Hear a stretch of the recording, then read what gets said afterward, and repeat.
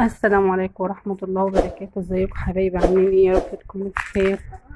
ان شاء الله النهارده انا هعمل معاكم روتين من فوق السطح. آه انا طبعا هنا الفراخ دي عندي فوق في الدور الخامس، فانا طبعا مش بطلع كتير، كل فترة كل يوم بطلع مرة واحدة وخلاص على كده. فالنهارده بقى لقيت ايه، البطة بتاعتي التانية ماتت. البطتين دول يا جماعة كانوا جايين لي هدية. طبعا الدنيا حلوه وانا الصراحه يعني مقصره معاهم خالص، عشان هنا الدور السادس وانا ساكنه في الدور التاني، فالصراحه المشوار بعيد عليا ومتعب وكده. بس طبعا النهارده هروق لهم كده المكان اللي هم فيه. انا طبعا هنا مش عندي فراخ كتير على فكره يا جماعه. انا كنت جايبه الفراخ دي لما كانوا كتاكيت صغيره، انا كنت جايباهم العب بيهم اصلا انا وابني، بس كنت حطاهم في البلكونه. فلما كبروا شويه كنت جايباهم كتير عن كده، بس ماتوا نصهم طبعا من البرد. كنت جايباهم في شهر 3، كان لسه الجو مستقرش فماتوا مني. فانا قلت بقى اطلعهم فوق السطح واسيبهم بقى. بس وانا هنا شايفين العشه دي، انا سايباهم بقى قافله عليهم كده على طول 24 ساعه. بس النهارده قلت ايه، هطلع كده اخليهم يرعوا شويه في السطح وانضف لهم المكان. وعايزه اقول لكم طبعا المكان ده مش مكاني، عشان انا ساكنه في المكان ده، بس اصحاب البيت يعني سايبين لي السطح انا حاطه فيه الفراخ دي، عشان هم مش موجودين في البيت، قاعدين في مكان تاني.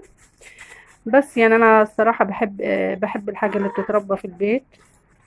عايزه اقول اللي ما بيربيش يا جماعه ما بياكلش. بس انا طبعا هنا غصب عني عشان مش بيتي، فانا مش برضه مش عايزه اضايق حد، فانا حاجات كده على قد بياكلوا حسنة البيت. انا يا جماعه من الناس اللي بتستحرم من ترمي بواقي الاكل، فانا بستحرم والله جدا.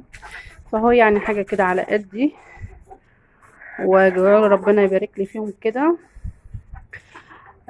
يلا استنونا بقى نروق المكان ده ونشوف مع بعض هنعمل ايه. يا جماعه كده انا بكنس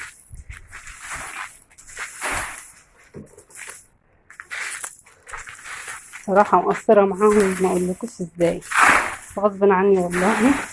انا عارفه اللي بيربوا طيور دي لازم يهتم بيها خالص، بس انا والله غصب عني يعني.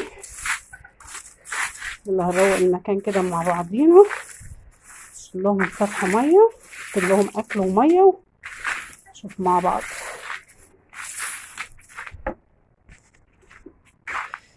يا حبايبي هنا ايه، لهم الميه كده،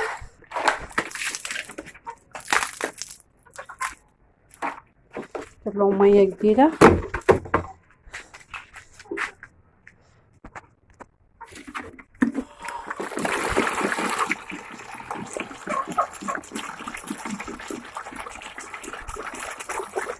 حاجه الميه يا جماعه في الحر اهو، روقت لهم الدنيا كده.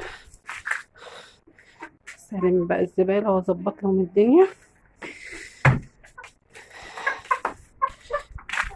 السطح طبعا مزبل خالص يا جماعه خالص، عشان ده بس مش السطح مش بتاعه مش بيتنا، فاحنا ما ينفعش ان انا ايه.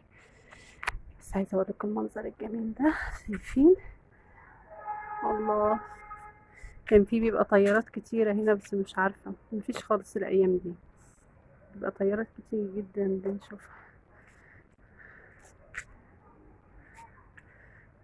زرع اهو، نخل. يا رب يكون فيديو خفيف عليكم. عايزه اقول لكم في الله بحبكم. السلام عليكم ورحمه الله وبركاته.